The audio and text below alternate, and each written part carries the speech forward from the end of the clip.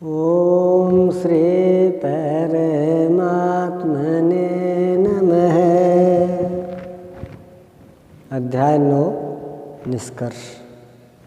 इस अध्याय के आरंभ में श्री कृष्ण ने कहा, अर्जुन, तुझ दोष रहित भक्त के लिए मैं इस ज्ञान को विज्ञान सहित कहूँगा, जिसे जानकर कुछ भी जानना शेष नहीं रहेगा।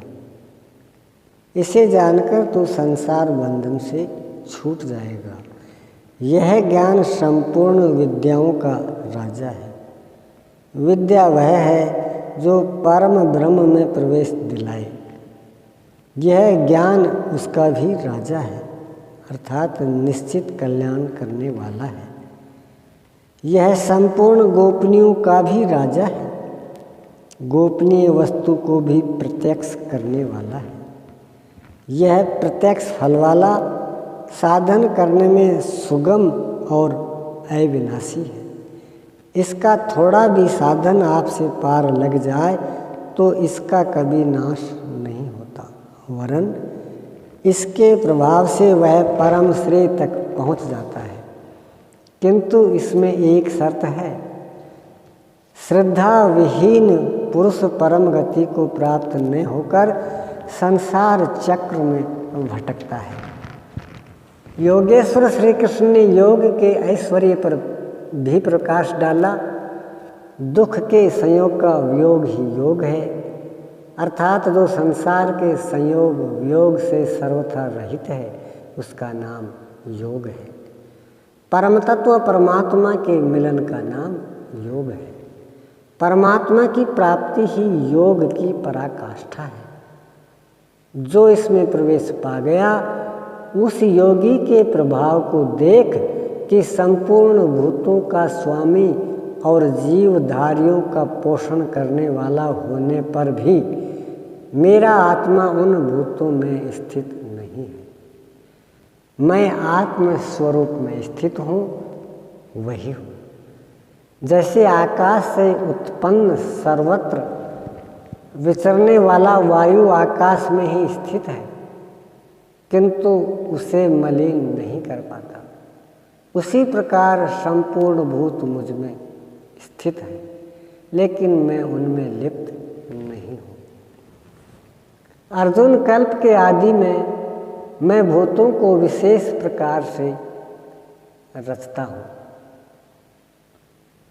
सजाता हूँ, और कल्प के पूर्ति काल में संपूर्ण भूत मेरी प्रकृति को, अर्थात योगारूढ़ महापुरुष की रहनी को, उनके अव्यक्त भाव को प्राप्त होते हैं।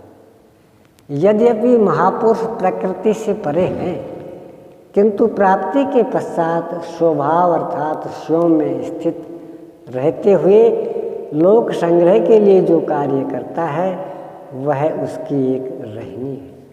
इसी रहनी के कार्य कलाप को उस महापुरुष की प्रकृति कहकर संबोधित किया गया है। एक रचयिता तो मैं हूँ, जो भूतों को कल्प के लिए प्रेरित करता हूँ, और दूसरी रचयिता त्रिगुणमयी प्रकृति है, जो मेरे अध्यास से चराचर सहित भूतों को रचती है। यह भी एक कल्प है, जिसमें शरीर परिवर्तन, स्वभाव परिवर्तन और काल परिवर्तन निहित है। गोस्वामी तुलसीदास जी भी यही कहते हैं। एक दुष्ट अतिशय दुख रूपा, जा बस जीव पराभव कूपा। प्रकृति के दो भेद विद्या और अविद्या है। इनमें अविद्या दुष्ट है, दुख रूप है, जिससे विवश जीव भवकूप में पड़ा है, जिससे प्रेरित होकर जीव काल, कर्म, स्वभाव और गुण के घेरे में आ जाता है। दूसरी है विद्या माया, जिसे श्री कृष्ण कहते हैं कि मैं रचता हूँ। गोस्वामी जी के अनुसार प्रभु रचते हैं। एक रचई जग गुण बस जाके, प्रभु प्रेरित नहीं निज बल ताके। यह जगत की रचना करती है, जिसके आश्रित गुण हैं। कल्याणकारी गुण एकमात्र ईश्वर में है। प्रकृति में गुण है ही नहीं, वह तो नश्वर है। लेकिन विद्या में प्रभु ही प्रेरक बनकर करते हैं। इस प्रकार कल्प दो प्रकार के हैं। एक तो वस्तु का, शरीर और काल का परिवर्तन कल्प है। यह परिवर्तन प्रकृति ही मेरे आभास से करती है, किंतु इससे महान कल्प जो आत्मा को निर्मल स्वरूप प्रदान करता है, उसका श्रृंगार महापुरुष करते हैं। वे अचेत भूतों को सचेत करते हैं। भजन का आदि ही इस कल्प का आरंभ है और भजन की पराकाष्ठा कल्प का अंत है। जब यह कल्प भव रोग से पूर्ण निरोग बनाकर शाश्वत ब्रह्म में प्रवेश दिला देता है, उस प्रवेश काल में योगी मेरी रहनी और मेरे स्वरूप को प्राप्त होता है। प्राप्ति के पश्चात महापुरुष की रहनी ही उसकी प्रकृति है। धर्म ग्रंथों में कथानक मिलते हैं कि चारों युग बीतने पर ही कल्प पूर्ण होता है, महाप्रलय होता है। प्रायः लोग इसे यथार्थ नहीं समझते।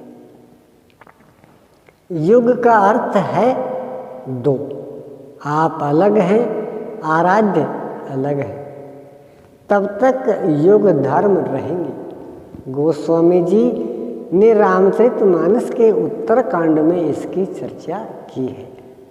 जब तामसी गुण कार्य करते हैं, रजोगुण अल्प मात्रा में है, चारों ओर वैर विरोध है, ऐसा व्यक्ति कली युगीन है। वह भजन नहीं कर पाता, किंतु साधन प्रारंभ होने पर युग परिवर्तन हो जाता है। रजोगुण बढ़ने लगता है, तमोगुण क्षीण हो चलता है। कुछ सत्वगुण भी स्वभाव में आ जाते हैं। हर्ष और भय की दुविधा लगी रहती है, तो वही साधक द्वापर की अवस्था में आ जाता है। क्रमशः सत्वगुण का बाहुल्य होने पर रजोगुण स्वल्प रह जाता है।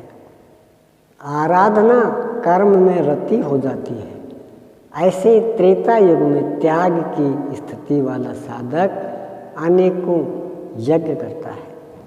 यज्ञा नाम जप यज्ञोष्म, यज्ञ श्रेणी वाला जप जिसका उतार चढ़ाव श्वास प्रश्वास पर है, उससे करने की क्षमता रहती है। जब मात्र सत्वगुण शेष रहा, विषमता खो गई, समता आ गई, यह कृत युग अर्थात कृतार्थ युग अथवा सतयुग का प्रभाव है। उस समय सब योगी विज्ञानी होते हैं, ईश्वर से मिलने वाले होते हैं। स्वाभाविक ध्यान पकड़ने की उनमें क्षमता रहती है। विवेकी जन युग धर्मों का उतार चढ़ाव मन में समझते हैं। मन के निरोध के लिए अधर्म का परित्याग कर धर्म में प्रवृत्त हो जाते हैं। निरुद्ध मन का भी विलय हो जाने पर युगों के साथ साथ कल्प का भी अंत हो जाता है। पूर्णता में प्रवेश दिलाकर कल्प भी शांत हो जाता है। यही प्रलय है, जब प्रकृति पुरुष में विलीन हो जाती है। इसके पश्चात महापुरुष की जो रहनी है, वही उसकी प्रकृति है, उसका स्वभाव है। योगेश्वर श्री कृष्ण कहते हैं, अर्जुन मूढ़ लोग मुझे नहीं जानते, मुझ ईश्वरों के ईश्वर को भी तुच्छ समझते हैं, साधारण मनुष्य मानते हैं।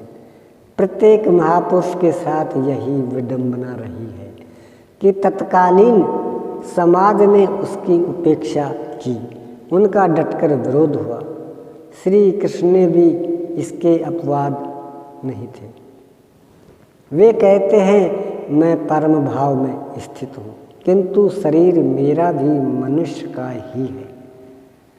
अतः मूढ़ पुरुष मुझे तुच्छ कहकर, मनुष्य कहकर संबोधित करते हैं। ऐसे लोग व्यर्थ आशा वाले हैं, व्यर्थ कर्म वाले हैं, व्यर्थ ज्ञान वाले हैं कि कुछ भी करें और कह दें कि हम तो कामना नहीं करते, हो गए निष्काम कर्मयोगी। वे आसुरी स्वभाव वाले मुझे नहीं परख पाते, किंतु दैवी संपद को प्राप्त जन अनन्य भाव से मेरा ध्यान करते हैं, मेरे गुणों का निरंतर चिंतन करते हैं। अनन्य उपासना अर्थात यज्ञार्थ कर्म के दो ही मार्ग हैं। पहला है ज्ञान मार्ग, अर्थात अपने भरोसे अपनी शक्ति को समझकर उसी नियत कर्म में प्रवृत्त होना, और दूसरी विधि स्वामी सेवक भावना की है, जिसमें सद्गुरु के प्रति समर्पित होकर वही कर्म किया जाता है। इन्हीं दो दृष्टियों से लोग मुझे उपासते हैं, किंतु उनके द्वारा जो पार लगता है वह यज्ञ, वह हवन, वह कर्ता, श्रद्धा और औषधि, जिससे भव रोगों की चिकित्सा होती है, मैं ही हूँ। अंत में जो गति प्राप्त होती है वह गति भी मैं ही हूँ। इसी यज्ञ को लोग त्रैविद्या, प्रार्थना, यजन और श्रमत्व दिलाने वाली विधियों से संपादित करते हैं, किंतु बदले में स्वर्ग की कामना करते हैं तो मैं स्वर्ग भी देता हूँ। उसके प्रभाव से वे इंद्र पद प्राप्त कर लेते हैं, दीर्घ काल तक उसे भोगते हैं, किंतु पुण्य क्षीण होने पर वे पुनर्जन्म को प्राप्त होते हैं। उनकी क्रिया सही थी, किंतु भोगों की कामना रहने पर पुनर्जन्म पाते हैं। अतः भोगों की कामना नहीं करनी चाहिए। जो अनन्य भाव से अर्थात मेरे सिवाय दूसरा है ही नहीं, ऐसे भाव से जो निरंतर मेरा चिंतन करते हैं, लेश मात्र भी त्रुटि न रह जाए, ऐसे जो भजते हैं, उनके योग की सुरक्षा का भार मैं अपने हाथों में ले लेता हूँ। इतना होने पर भी कुछ लोग अन्य देवताओं की पूजा करते हैं, वे भी मेरी ही पूजा करते हैं, किंतु वह मेरी प्राप्ति की विधि नहीं है। वे संपूर्ण यज्ञों के भोक्ता के रूप में मुझे नहीं जानते, अर्थात उनकी पूजा के परिणाम में मैं नहीं मिलता, इसलिए उनका पतन हो जाता है। वे देवता, भूत अथवा पितरों के कल्पित रूप में निवास करते हैं, जबकि मेरा भक्त साक्षात मुझ में निवास करता है, मेरा ही स्वरूप हो जाता है।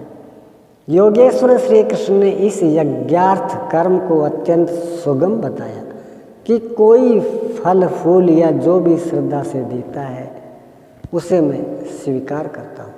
अतः अर्जुन, तू जो कुछ आराधना करता है मुझे समर्पित कर।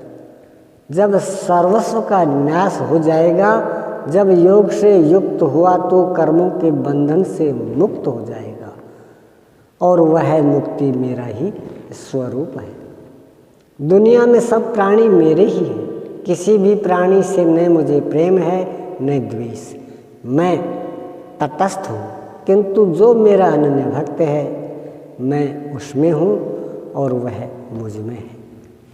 अत्यंत दुराचारी जघन्यतम पापी ही कोई क्यों न हो, फिर भी अनन्य श्रद्धा भक्ति से मुझे बचता है तो वह साधु मानने योग्य है, उसका निश्चय स्थिर है, तो वह शीघ्र ही परम से संयुक्त हो जाता है और सदा रहने वाली परम शांति को प्राप्त होता है।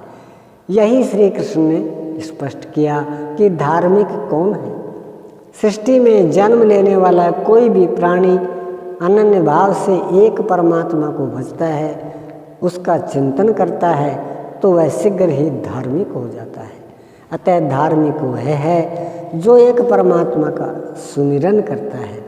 अंत में आश्वासन देते हैं, अर्जुन मेरा भक्त कभी नष्ट नहीं होता।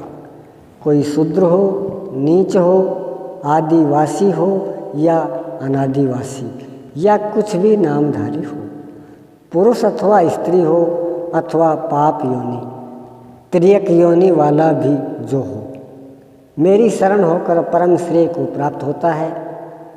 इसलिए अर्जुन सुख रहित शरणभंगुर किंतु दुर्लभ मनुष्य शरीर को पाकर मेरा भजन कर। फिर तो जो ब्रह्म में प्रवेश दिलाने वाली अर्हताओं से युक्त है, उस ब्राह्मण तथा जो राजर्षित्व के स्तर से भजने वाला है, ऐसे योगी के लिए कहना ही क्या है, वह तो पार ही है।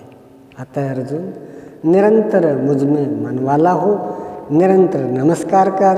इस प्रकार मेरी शरण हुआ तो मुझे ही प्राप्त होगा, जहाँ से पीछे लौटकर नहीं आना पड़ता। प्रस्तुत अध्याय में उस विद्या पर प्रकाश डाला गया जिसे श्री कृष्ण स्वयं जागृत करते हैं। यह राज विद्या है जो एक बार जागृत होने पर निश्चित कल्याण करती है। अतः ओम तत्सदिति श्रीमद्भगवद्गीतासु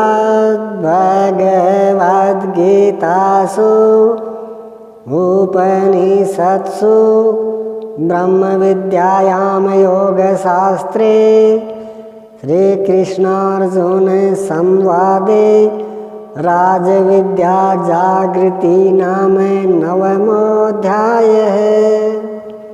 इस प्रकार श्रीमद् भगवत गीता रूपी उपनिषद एवं ब्रह्म विद्या तथा योग शास्त्र विषयक श्री कृष्ण और अर्जुन के संवाद में राज विद्या जागृति नामक 9वां अध्याय पूर्ण होता है। इति श्रीमत्परमहंस परमानंदस्य शिष्य स्वामी अडगड़ानंद कृते श्रीमद्भगवत गीतायाः यथार्थ गीता भाष्ये राजविद्या जागृति नाम 9वां है। इस प्रकार श्रीमद् परमहंस परमानंद जी के शिष्य स्वामी अडगड़ानंद कृत श्रीमद् भगवत गीता के भाष्य यथार्थ गीता में राजविद्या जागृति नामक 9वां अध्याय पूर्ण होता है। ओम श्री सद्गुरुदेव भगवान की जय।